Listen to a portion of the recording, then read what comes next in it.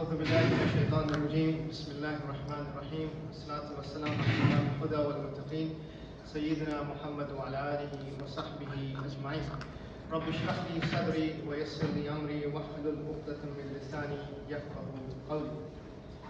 Assalamu alaikum wa rahmatullahi wa barakatuh. Jazakumullahu khairan for UICMSA for inviting me again to speak on this topic. It's an unfortunate event. It's an unfortunate circumstances that we have to meet again for such a calamitous time in the history of the Sunnah because of this ongoing genocide. Inshallah, I'll share a few of my experiences. We'll talk about the people of Gaza, some of the things that I have seen, and then some personal reflections at the end, and we'll open it up for discussion, inshallah. As Yunus said, alhamdulillah, I've been there twice. I was denied once also, but 2 times I was able to go. One was last year in May, and that time the Rafah border was open, so we were able to go from Rafah into Gaza. And then this time around, because there is no access through the Rafah side, to the Egyptian side, everything has to come through the Jordanian side.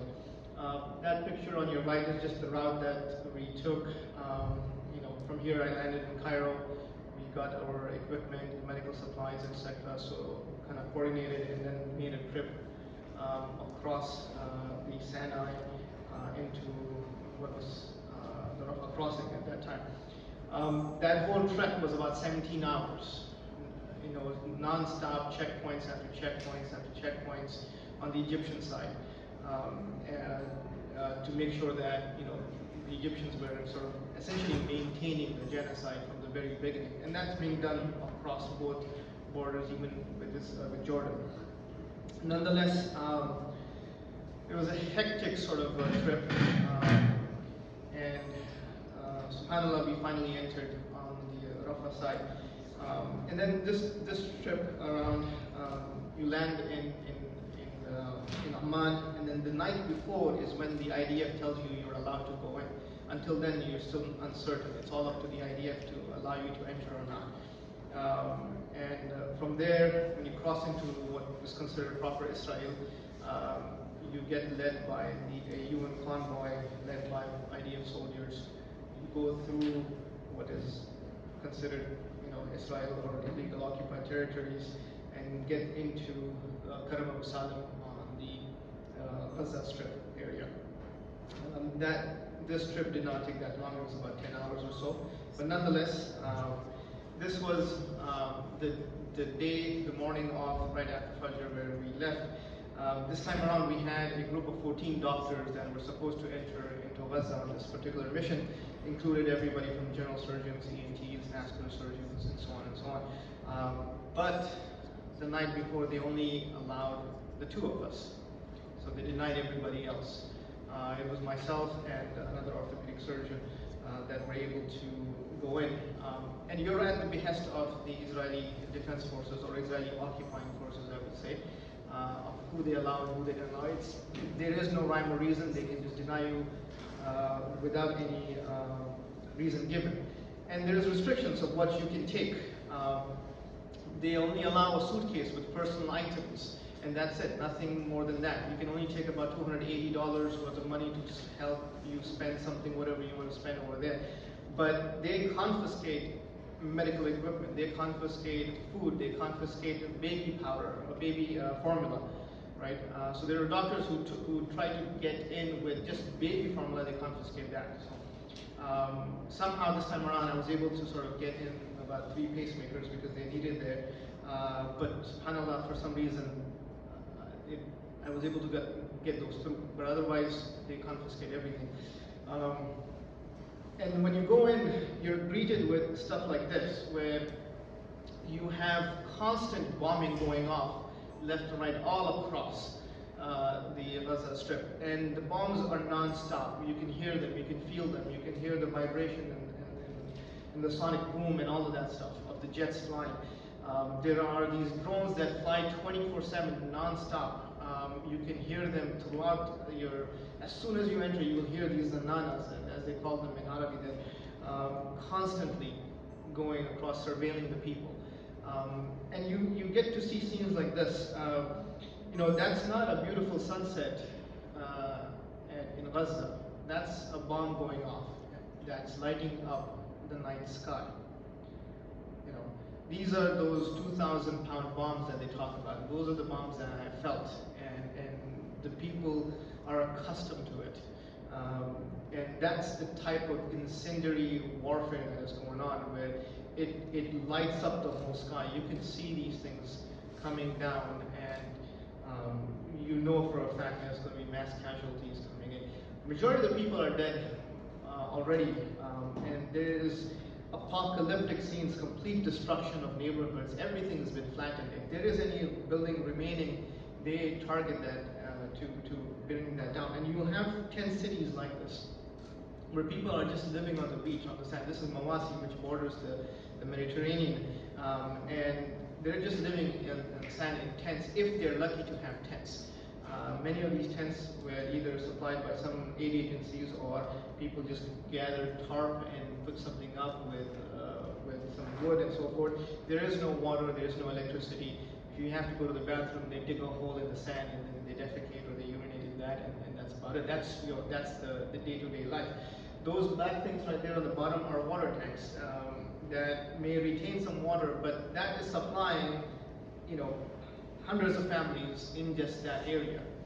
Water is a scarcity. You'll see children with bottles, those 10-gallon cans, roaming around the streets waiting for a truck to somehow collect some water.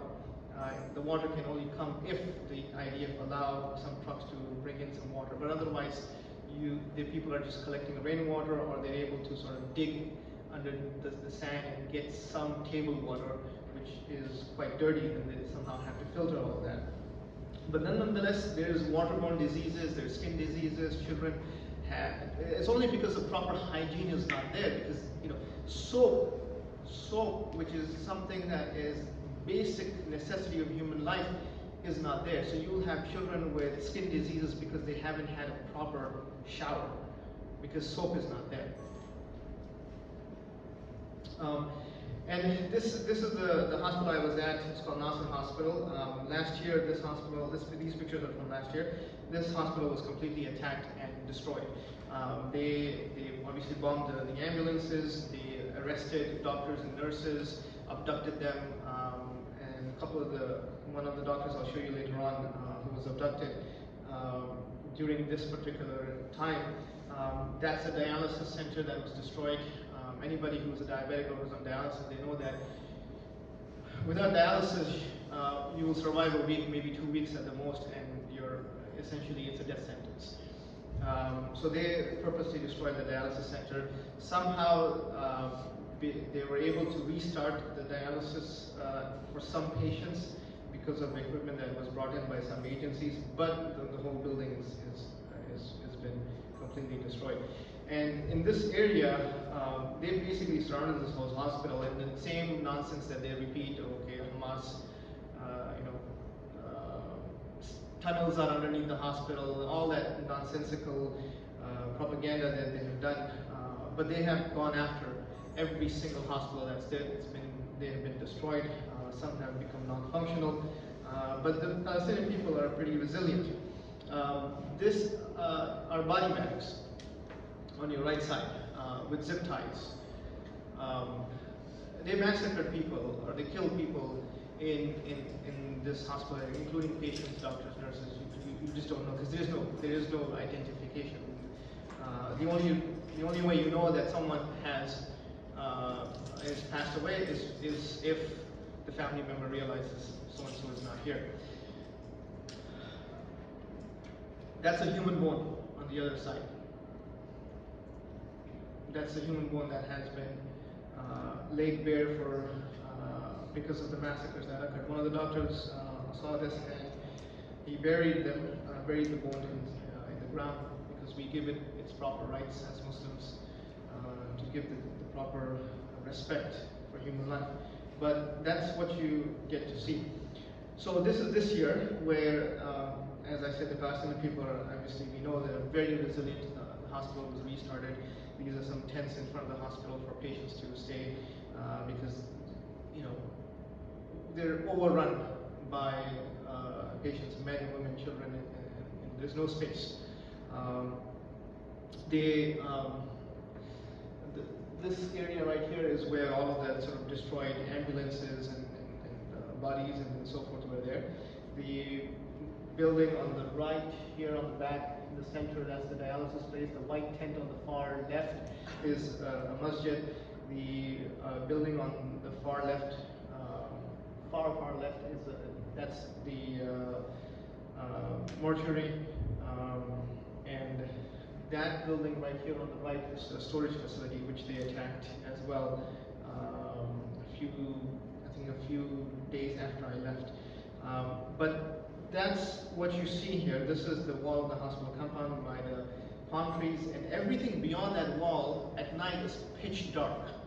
There is no power, there is no electricity. The only reason why the hospital facilities have power is because there are electricity generators, there's fuel that is supplied by the UN, hence you get some power in the hospitals, but everything beyond that is pitch dark. Because the Israelis, the Zionist state, have destroyed the electrical grid. It's completely pitch dark. There's pictures that you can see online also. It says Gaza prior to 2023 and Gaza now from an aerial view. It's dark. There is no light. The only thing that lights up is because of the power generators in the hospital compound, but everything is pitch dark. Even to the point, even prior to this, by the way, the whole grid in Palestine, whether it's Gaza or West Bank, is essentially controlled by the Zionists, right? If they want to shut it down, they can shut the power down, they can shut the water down, they shut down roads and so forth, even before this, right?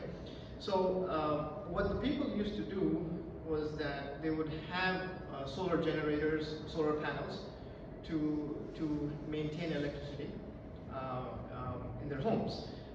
So you'll see across many of these homes, you will see a solar panel on top of their buildings that supply the whole unit and so forth. If they see that, the drones and so forth, they even destroy the solar panels.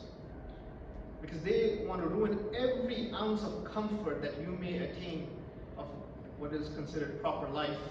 They go after it.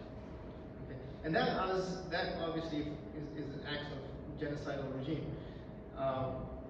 But this was the hospital building itself. This hospital was attacked the week before I was there. They killed what they called a Hamas operative and so forth, etc. But they ended up killing a child. And they attacked it when I was there in that same hospital. They killed a journalist, and along with him several other people, and destroyed the hospital wing. And then they attacked it the day I was leaving as well. Okay. So this is just right outside the balcony. You can see bombs going off in the background, only maybe a mile or so away, 2 miles away. You know, it's a small area. You can see all of these fumes bellowing across the whole area. And this is my video when right the day in the morning after they attacked, the whole area completely. Whole wing completely destroyed. He was one of the famous journalists. I'm forgetting his name. And he was by that red blanket that you see. I think that's where he was sleeping. He was already injured prior. He was seeking medical aid in the hospital, but they went after him. The Zionist entity has killed more journalists than the journalists killed in World War I, World War II, Vietnam, and Korea combined. You know, when Jimmy Kimmel cries tears, these fake tears of freedom of speech, oh, you got canceled, boo ha ha, you know, you get millions of dollars and you got canceled, and he puts on the show and so forth. Freedom of speech is a hypocritical value that the West propagates. There is no freedom of speech when it comes to the Muslim issue. You are unalived. Your speech is completely eradicated. The Zionists go after journalists and they kill them. You know, it's not just canceling your show, it's murdering you in cold blood. Right? So when the new media personalities say, oh, freedom of speech, this, that, etc., it's all hypocrisy. These are some things that I'll go through. I have held children's blown up brains in my hands. That's my hand there. This is a child who was about 12 or 13 years old. His brain matter hanging out. You know, the neurosurgeon took him immediately to the operating room, and we do a craniotomy, open the skull up, and drain the hematoma and so forth, subdural hematoma and so on. He didn't survive. He passed away on the table. But when you're doing a craniotomy, you need instrumentations. You need a saw that works, that can actually cut bone. These saws are now dull. You know, I have amputated children's and people's limbs with saws that are dull, where I'm just using brute force to amputate a limb, because that is what is required. But everything, all the medical equipment is used and abused, and it doesn't work sometimes, right? They have been reused and reused. The things that you use on one patient, there it has been used on multiple patients because it is not there. Designs do not allow any medical aid to come in. Everything is of this sort. That here is an 18-month-old Liana. She was shot in the head, sniper.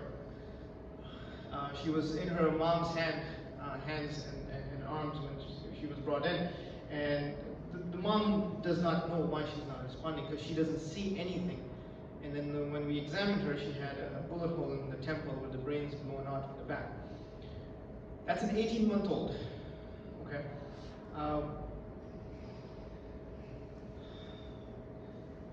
Almost all the doctors that have gone there have testified that there is targeted killing of children, where gunshots to the head, gunshots to the chest. And this is not accidental, it's target practice for them.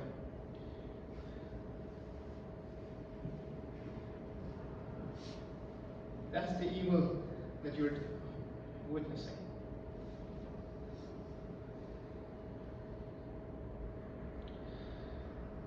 This is a child who's 8 years old, burned head to toe, second, third degree burns.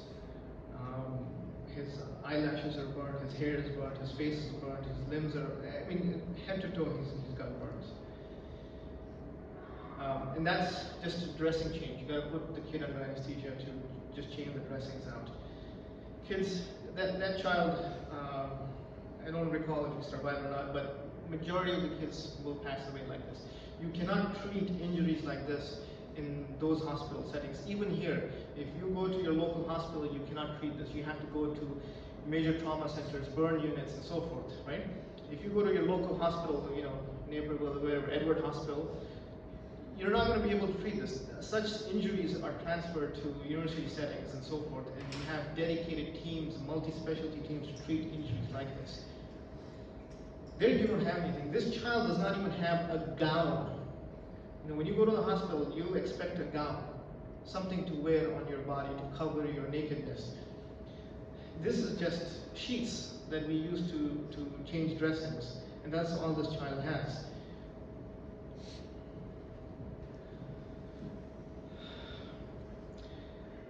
I did a clinic when I was there this time around. I saw maybe close to 200 patients with limb deformities and so forth. And my specialty is I do lower extremity trauma, I do lower extremity limb reconstruction,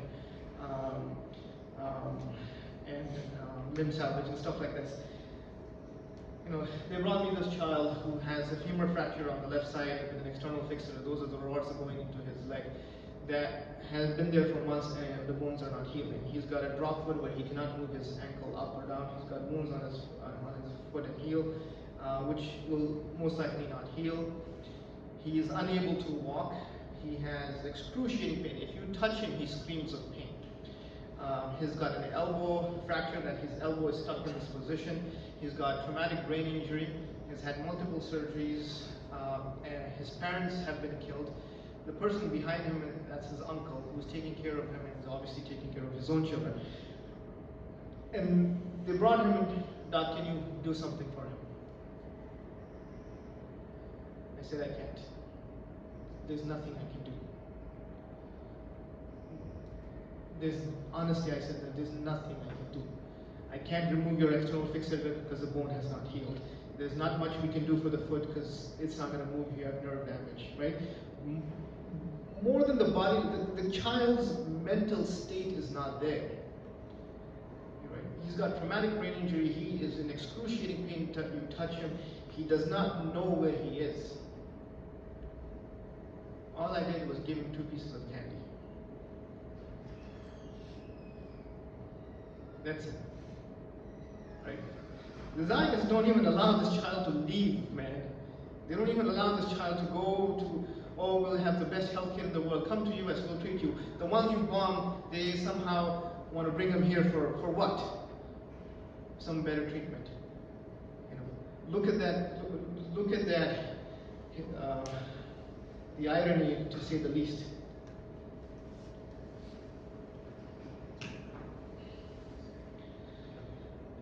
The center picture, the picture on the top right, this is a child, I think he was 5 or 6 years old. Burns throughout his lower extremity, 3rd-degree burns, completely black ash scars. So you have to cut all of the tissue and the muscle out. And he's got femur fractures and tibia fractures bilaterally. Limbs shattered on a 5 or 6 year old child who will not be able to walk until the bones heal, which may not even heal. And he's got muscle and tendon exposed. We did skin grafting and so forth, hoping that the skin heals. And when he's in bed, he sits on his sciatic nerve. Right? Anybody who's had sciatica, which you get this excruciating pain because of nerve compression in your buttocks area, that child is going through that. He is in excruciating pain, his limbs are numb, you know, electric shocks going down his leg because his sciatic nerve from his buttocks area is exposed. And when we were in the hospital, there's not enough food even for a child, so you get a packet of rice, one scoop of rice, or 1 scoop of pasta that somehow has to feed you and hopefully maybe your parents or his mom that's on his bedside. There is not enough food for patients like this. Infection rate is insane. Every patient that I have operated on is infected. You have maggots growing out of you, got pus coming out of everywhere. You put them on antibiotics are not enough, right? It's just calamity after calamity upon the people. This down here are shrapnel that I took out of a pregnant woman. I think she was about 21 weeks or so pregnant. Bomb blast injury, shrapnel. So when you have a bomb blast, maybe you may not be injured in a bomb blast directly, but then the shrapnel that travels because the shock wave is meant to harm the people at the most extent. So you will have these pellets that they have. I took them out of the people. These little square cubes that are in these bombs. When they drop it, these pellets, these cubes, they just blast across a certain radius. So even if you're not within that bomb, the bomb area, you get injured by these sort of pellets that fly across all over the place, right? So you have these metal objects inside your body, go in your eyes and so forth, etc. One small pellet traveling at that speed, if it goes through your stomach, if it goes through your heart, it destroys the organ. Okay. So anyhow, this was metal shards of whatever that blew off that was in her body. A few pieces were close to her private area. A few pieces were close to the abdomen. Alhamdulillah, the baby survived. But I dug out stuff from her groin area all the way down. SubhanAllah, if it heals, then hopefully, inshallah, she won't have a painful delivery, but that's to be determined. You'll see stuff like this. This is a family, 3 kids dead on the spot, husband and wife burnt to a char, limbs completely destroyed. You know, both husband and wife, I amputated both of their legs. we do something called an eschorotomy, where we got to fillet them open to decrease the tension in the soft tissues and so forth. And had to do that on both the husband and wife. Both passed away after a day or two. This is a 14-year-old child who thought he was opening a can of tuna. It was a bomb. He thought he was eating food for the day. A can of tuna disguised as a bomb. He opened it up and it blew off his hands, and it blew off his knees, and most likely because he was sitting and trying to open that can of tuna. It blew both his knees off. Eventually, I did some debridements on him and so forth, but the bone was necrotic, meaning that it had died. The kneecaps blew off. Okay, and there's no way to save that. Right? So he ended up getting bilateral above the knee amputations, amputation of one of his hand, and the amputation of multiple fingers on the other. Through some organizations, this child was somehow able to be evacuated, and he's actually here in Houston.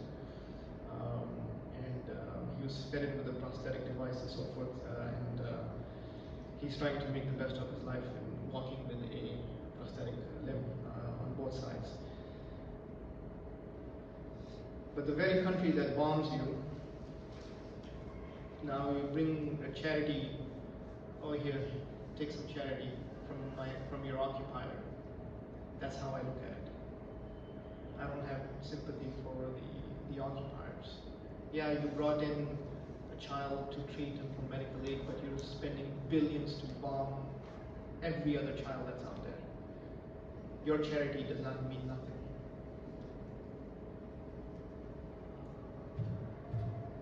This is another 14-year-old child who has had multiple operations, probably one of the first victims of, initial victims of this genocide. I think he got injured in December of 2023, I believe. Multiple operations. He's had that external fixator femur fracture. It's not healing, and excruciating pain from his limb that does not function. Eventually, the mom agreed for an amputation. I amputated this child's limb. That's his limb in a box. That's how it's given back to the family to go and bury it. The Egyptians did not, when I went the first time, and even now, they don't allow pain medications. When you're suffering through this level of trauma, you need your Percocets, you need your Norco, you need hydrocodone, morphine, fentanyl, and all these other hard-hitting drugs. They did not allow that to be taken in. So with these patients, including this child, I only gave him Tylenol. That's it. There's not even gabapentin. Gabapentin is a nerve medication that helps with nerve pain, right? That even is not there. So when my patients here, they come and tell me, Doc, give me some 5s, give me some 10s, bro. Norco 5s, Percocets, and so forth. Give me some hard-hitting drugs tonight. I'm excruciating pain. I'm like, bro, you have no idea what pain is. You have absolutely no idea what pain is. Right? Pain is what that child who's 5 years old is suffering. Right? You have absolutely no idea what pain is. They talk about this mental state and mental trauma and what's this terminology that's used quite often here? Help me out, guys. Anyway, mommy took my PlayStation away. I'm having trauma from this. Right? Parents take away the toy, and the child is facing. They don't have toys to play with. You take your PlayStation away, the kid throws a fit. I'm taking limbs away, and the child says, "Alhamdulillah," at the end. And they say, Hasbi Allah wa ni'mal wakeel, okay, that this is from Allah subhanahu wa ta'ala. And they have acceptance of their destiny. Right? These are children who have names. That's Muhammad. The other child, I don't know. Some of these kids were born and killed in this genocide. That's a 3-month-old child, born in massacre, blown off brains, brain matter coming out, buried in the very sand in which they are seeking refuge. We ain't cockroaches that can be stamped out. Right? We're human beings. We have names, we have families, we have a heart, we have the love of life and our dignity. We ain't cockroaches that need to be stamped out as the Zionist and the American Empire suggests we are. We have names that need to be remembered. Almost 600,000 people have been killed, majority of whom are women and children. And you have no idea how many there is because they can't keep up the list of people. So this is the last day, mass trauma. Last day when I was about to leave the following morning. Children with heads blown off. This child was the one on the far right. I think she was 13 years old, brought in by some family members of our neighbors who were in that area. They have no idea who she is. They don't have a name for her. Her knee is blown off, and the emergency room doctor was like, the VAS person, they asked me, can we save this?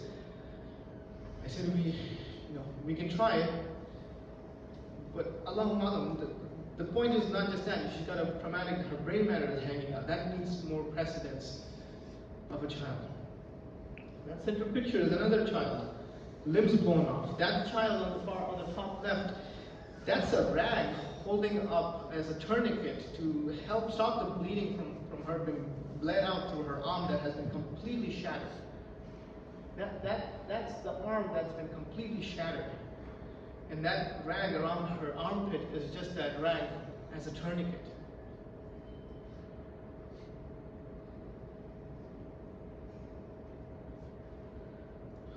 And another teenager whose leg I amputated because it's been completely shattered by bomb blast injuries. And this is just an example of my operating list. This is myself, another plastic surgeon. Just look at the ages: a year and 2 months, 2-year-old, 2.5-year-old, 3-year-old, 5-year-old, 6-year-old, 7-year-old, 11-year-old, a 67 and a 38. Massive injuries. These are all just children. 8 out of the 10 are just children with facial trauma, with lower extremity trauma, abdominal injuries, skin grafts needed, debridements needed, and so on and so forth. That 38-year-old lady with the leg, I think that's the only leg she's got left. Right, there's one lady that I operated on. She was 17 weeks pregnant. She lost her baby. She lost one leg. The other leg we're trying to save. But we know, in my heart, I know you cannot save that leg. But I'm giving her a false hope that yes, we'll do our best to save it. But I know deep down, I've seen this many times, no matter what, you will lose that leg. You will be a double amputee. But we try and do everything we can. At the end of the day, it is, at least in what I posted on my Instagram, it seems futile. But not maybe futile to the patients you treat. For them, you give them some hope.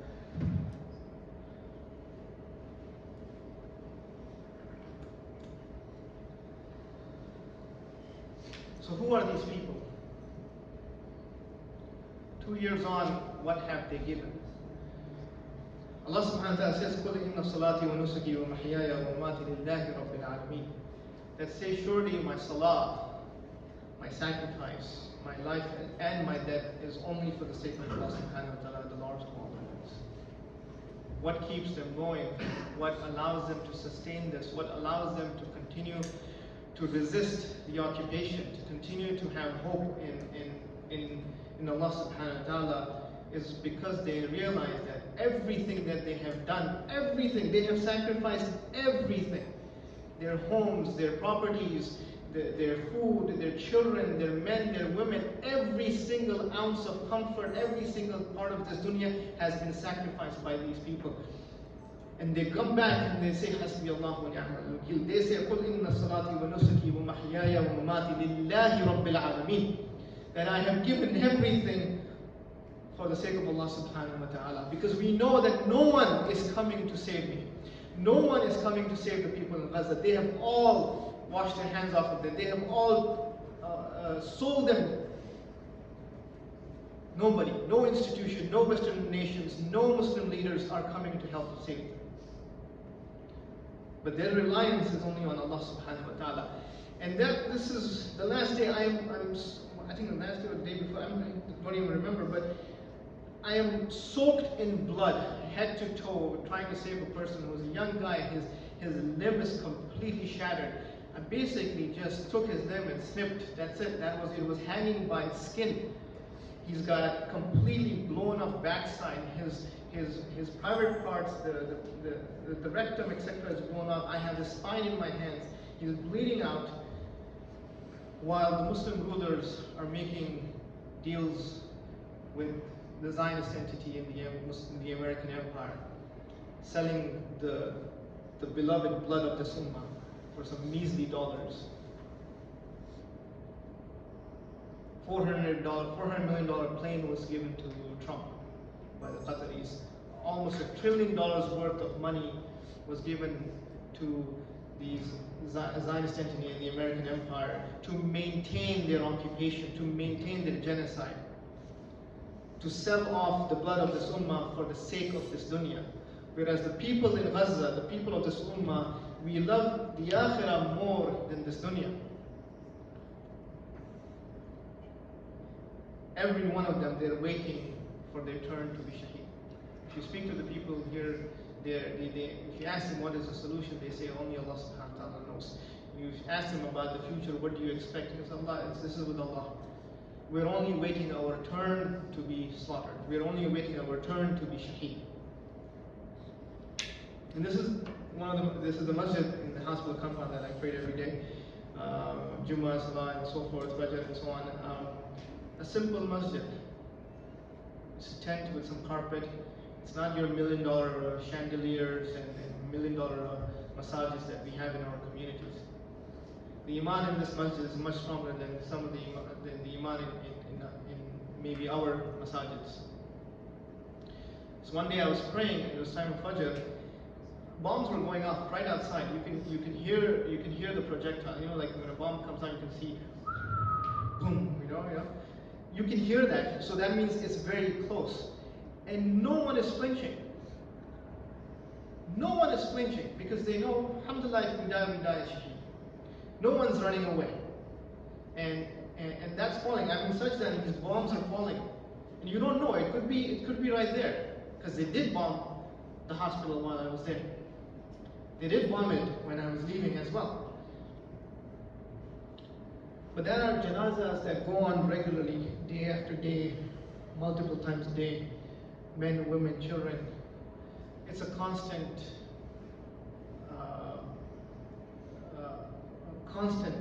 janazas, non-stop.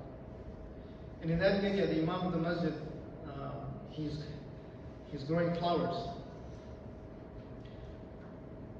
You may destroy everything into rubble, flatten Gaza out, you kill and slaughter the people. But the man who is burying your dead has hope in Allah subhanahu wa ta'ala. He is still growing flowers. Because what you need is some dua, some sand and some water.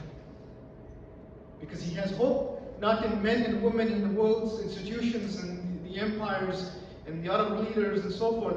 He has hope in his Rabb, Allah subhanahu wa ta'ala, that he will grow a flower even at the time of a calamity when he knows maybe Yawm al-Akhirah is in the next hour for him. And he gives this flower to me. He said, take it, give it to your wife. I sent my wife a picture of this. Of course the flower died on the way back, but at least she has a picture. And these are the people who bring you to eat with them. There is no food. There is every day for 3 weeks. I was there this time around. Everything was just canned hummus and canned beans. That's it. There is no meat. There is no fruits. There is no vegetables. And that's it. That's all I ate. Alhamdulillah, there was more than enough. People have been, the kids Kids have not tasted what a banana tastes like, what oranges taste like, what apples taste like. It's not there. There is no fruit. You may get some filfil, which is green peppers. The Ghazali people, they eat more spices than the regular Palestinians. For somehow they continue to grow the peppers. But that's it. Even that, the Zayd Zaytun, which is, this is the land of Zaytun. This is the land of olive oil. This is the land, when Allah subhanahu wa ta'ala says, Watini was Zaytuni wa turi sinin, right? Watini was Zaytun. This is the Zaytun is basic things for the people in Palestine, in Sham and so forth. Even that is not there. That Zaytun is because that olive oil is because one of the doctors brought it with him. Basic things like this is not there. That's food or lunch for one of the kids. Burnt bread that we toss away in the trash. That's his lunch for the day. This is a gift from one of the nurses, because I saw him last year. He came, he met me again this year, so he got me a gift. We're human beings. We still have feelings. We still have honor and dignity. We're not some ravaged individual that needs to be destroyed and killed. These people are honorable people. They're honorable people. They have iman in their hearts. They have belief in Allah subhanahu wa ta'ala. They have respect. But the propaganda against the Muslims in general and the propaganda against the Palestinians and the people of Gaza in specific is all about this evil people that need to be eradicated.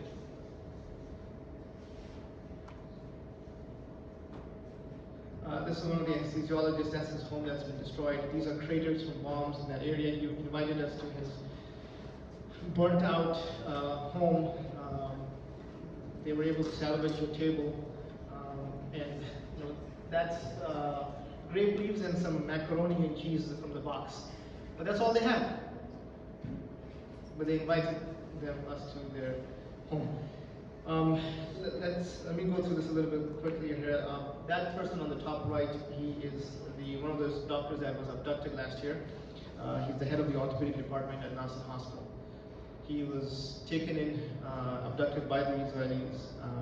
He was in jail in these prisons for about a year. Finally, he got released, and he has been tortured. You can see his nails were pulled out. He was beaten up. They have specifically targeted intellectuals, doctors, nurses, professors, etc., because they want to kill off any person that can actually help people. And he said that the food that he was given was a quarter piece of pita bread, a triangle piece of cheese, and 1 scoop of jam, and 1 bottle of water to make wudu, drink, and wash yourself with. That was it. That was what was given to them every day. That's it. That's your meal for the day. That's your water for the day. That is the level of depravity that the Zionist entity has, beyond the rape of prisoners that they also do. And they try and justify that on national TV. These are some of the unsung heroes that have been there. This person on the top right there, he has been in Gaza for about 16 months. He's an emergency room physician from the UK that just stayed there. Eventually, he left a few days after I did because he said that there's nothing more I can do now. That person in the middle, he's from Canada. He's a cardiothoracic surgeon. He's been there 5 times. Quietly goes in, comes out, does his work. No fanfare. And that is Salah Jafari on the far right. He's the next target of a journalist to be assassinated by the Zionists. This is from last year, but this is, you see children. There are no playgrounds, there is no swings, there is no slides, there is no gardens, there is no pony rides, nothing. They have hospital beds and rubble to play in. These kids, where is their future? Alhamdulillah, you guys are in university, you have a future to look forward to, you have a career to look forward to, you have a home, you have food on your table, there is some future for you. There is no future for the kids. They're not even allowed to leave. There are no schools. There is nothing happening. There are kids just on the streets living their life. How do you explain to a child what's happening to him or her at such a young age? They have seen blown up bodies with their eyes. I'm sure you have seen videos of children picking up massacred bodies, picking up brains off the street. That's the life of these children. Where is their future? What will happen to them? What has happened to these kids that I hugged and kissed? Maybe they're all killed. Who knows? I have no idea where they are.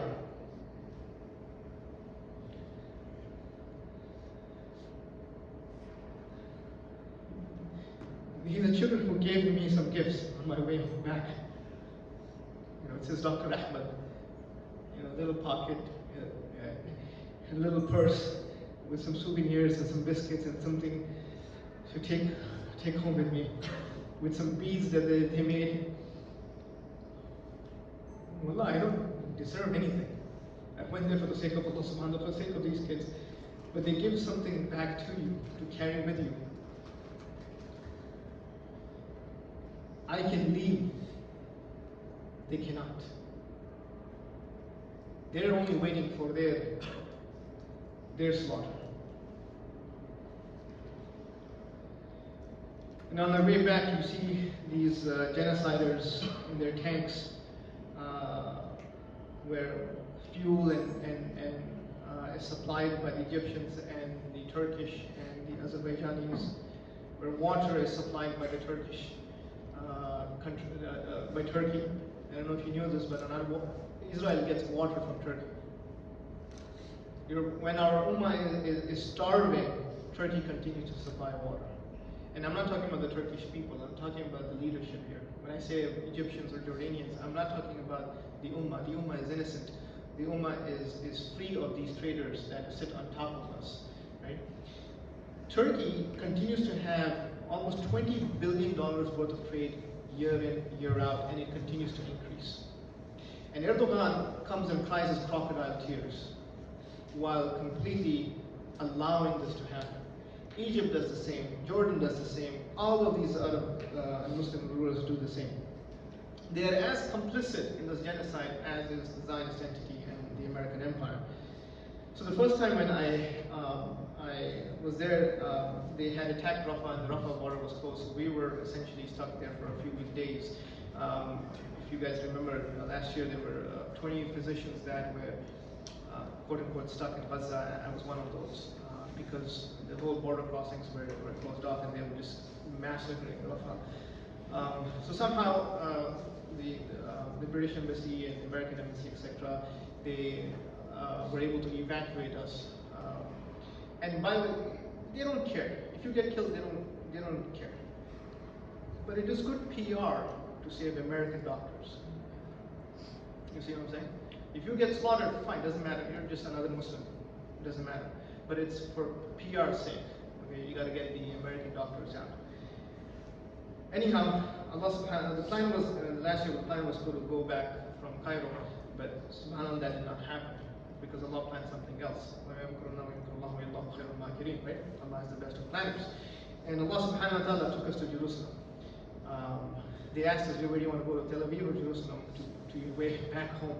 Like, who goes to Tel Aviv? Not even a question, bro. Right? No, of course, take us to Jerusalem. And subhanallah, alhamdulillah, I've been to Jerusalem, Masjid al-Aqsa several times. But for some of these physicians, it was their first time ever to step into the blessed land of Masjid al-Aqsa. The person in the blue t-shirt with the hat on, he's actually a Ghazawi, he's from Gaza. And this is 30 years since he was last in Jerusalem. So Allah subhanahu wa ta'ala blessed us with this sort of a journey from Gaza the first time and into Masjid al-Aqsa to pray in Masjid al-Aqsa. And for us, as Muslims, Allah subhanahu wa ta'ala has connected this issue of Masjid al-Aqsa, of Palestine, to our Aqidah. And Allah subhanahu wa ta'ala says, Subhana allazi yasra bi abdihi laylan min al-masjid al-haram ila al-masjid al-aqsa barakna hawlahu linurihu min ayatina innahu samiyul basir. That it is He, Allah subhanahu wa ta'ala, that took Rasul Sallallahu Alaihi Wasallam from Mecca, from his haram to Masjid al-Aqsa on this night journey of Isra al-Miraj, right? And he says that this is a land that has been blessed because every prophet that has come has prayed in this land. And Rasul Sallallahu Alaihi Wasallam, during his journey, he leads the Anbiya. And then, of course, he meets Allah subhanahu wa ta'ala and so forth. So this, for us, is a blessed land. It is not because we have some love for a piece of land, just for the sake of a land. It is because it is part of our aqidah. The way we love Makkah and Medina is the same way we love Masjid al-Aqsa. I am not Palestinian, I am not Arab, I'm some Desi from India, right? But for me, Masjid al-Aqsa is of that value because it belongs to me as a Muslim. It is not a nationalistic issue. It is an aqidah issue, it's an Islamic issue. So this land that has been blessed by Allah subhanahu wa ta'ala, the kuffar have desecrated it. The Zionists have desecrated this land. Not just for the Muslims, but even for the Christians and even for some religious Jews who actually practice. But these Zionists, they are secular. They are ethnocentric. It has nothing to do with them for some promised destiny that they have. Right? It is all about a material gain for them. Is to build their massive billion-dollar resorts and take away the gas and oil off the coast of Gaza. For them, it is all a material benefit. For us as an ummah, it is blessed because Allah subhanahu wa ta'ala raised its ranks. For us, it is blessed because Allah subhanahu wa ta'ala has said that it is a blessed land. It is blessed for us to protect Masjid al-Aqsa and its surroundings. For centuries, the Muslims have protected the Jews and the Christians in the land of Jerusalem, in Asham. Even to the point, if you go to Jerusalem, you'll see the Church of the Holy Sepulchre. It's the most holiest church in Catholicism. The keys to open that church belong to a Muslim family. Even till now, a Muslim family opens up the doors of that Church of the Holy Sepulchre. Because when Umar ibn Khattab conquered it, we took care of the Jews and the Christians in Jerusalem, in Palestine, and so on. We did not massacre them en masse. When the Crusaders came, they massacred Muslims, they massacred all the Christians who were not of the same denomination, and they massacred the Jews.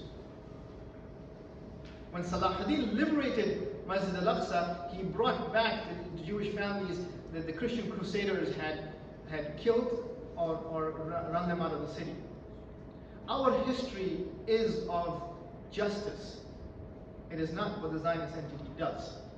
So when we talk about liberation of Palestine, we talk about liberation under the rule of Islam, not another secular state, not another nationalist state to replace what there is already.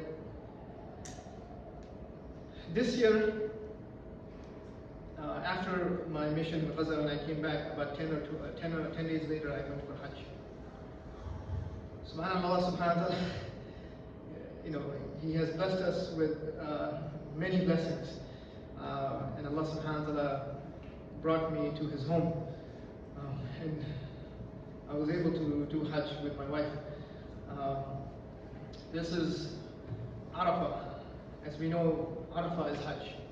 The day of Arafah is the biggest day of Hajj. This is Hajj. Arafah, we also know, is that this is the day where some hadith talk about that this will be the day of Yawm al-Akhirah, which will be the day of Arafah, and some other hadith also talk about that it will be Yawm al-Jum'ah. But nonetheless, the most dua I did on the day of Arafah was for the people of Gaza. For this genocide to end. For the destruction of the Muslim rulers who continue to perpetuate this genocide. Who continue to shake hands with the enemy. Who continue to side with your occupier. More than myself, that's what I prayed for. Because that is what is needed at this time.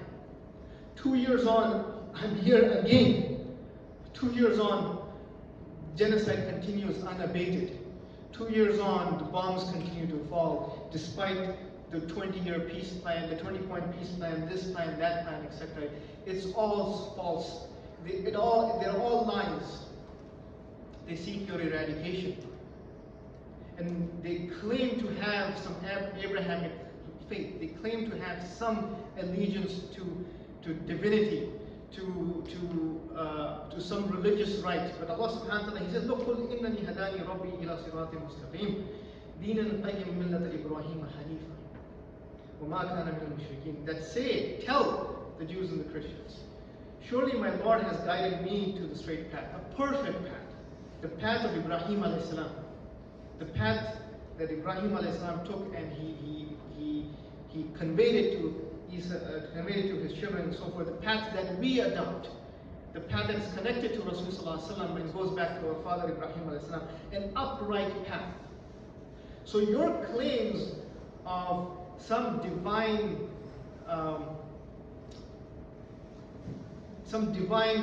allegiance to this land is false because of your satanic actions. The Zionist entity, the American Empire, when you can do a genocide for 2 years unabated, and then somehow claim to have some divine right to a land, this is some satanic logic. You are not upright. You're not on the straight path. You are on the path of shaitan. This is the nature of what we are seeing. So in the khutbah that I gave, I said, look, this issue is about Islam and kufr, simple as that. You have to look at it from that way. It is about what is haqq and what is batil. It is about what Islam has to say in terms of its reality in the world versus what kufr of capitalism, of colonialism has to say. We are colonized. All our lands are colonized. There are no free Muslim countries. These rulers in the Muslim world, whether they're Egyptians or Jordanians, these are vestiges of colonial control. They maintain that to maintain their control over the Muslims. So, and all of this is for material gain, and simple as this. But for us, it goes beyond that. For us, this is about Yawm al-Akhirah. This is a spiritual issue. Your connection, the reason you sit here and you cry for Gaza is because you have that spiritual connection to Allah subhanahu wa ta'ala and this ummah. So now I leave you with this. When this ayah describes the people of Gaza, in my opinion, what have you given? قُلْ إِنَّ صَلَاتِي وَنُسُكِي وَمَحْيَايَ وَمَمَاتِي لِلَّهِ رَبِّ الْعَالَمِينَ. Do I have a right to recite this ayah and count myself among those people? What have I done? Where is my salah? What have I sacrificed? What is my life for? What is my death for?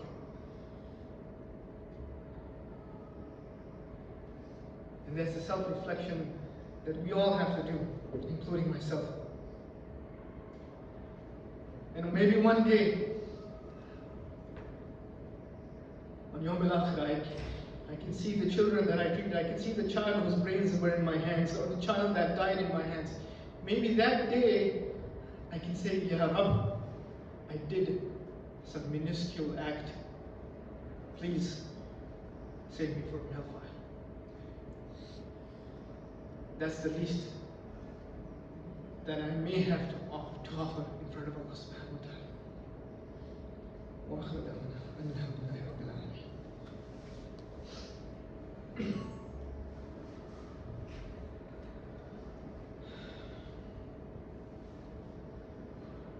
Questions, concerns, comments?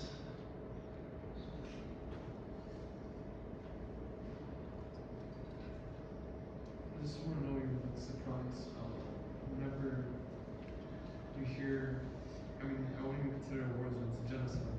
If you're going to this place, you would expect to become a pediatrician. You know, expect to work with all types of people, but it feels like it's just children. Yes, there is a need for pediatricians. There is a need for every specialty you can imagine. There have been some pediatricians that went on missions, etc., to treat children. But yes, majority of them is women and children. malnutrition children, anybody who studied medicine, etc., when you have starvation and what happens to children and how their bellies become and so forth, they get jaundice and this and that. It's all there. All the everything's there. Every pathology you can think of is there. So every single individual is needed. But the thing is, look, and that's, I think, I want us to think beyond this. You can send all the aid you want. You can send all the medical equipment you want. You can send thousands of doctors you want. But it will not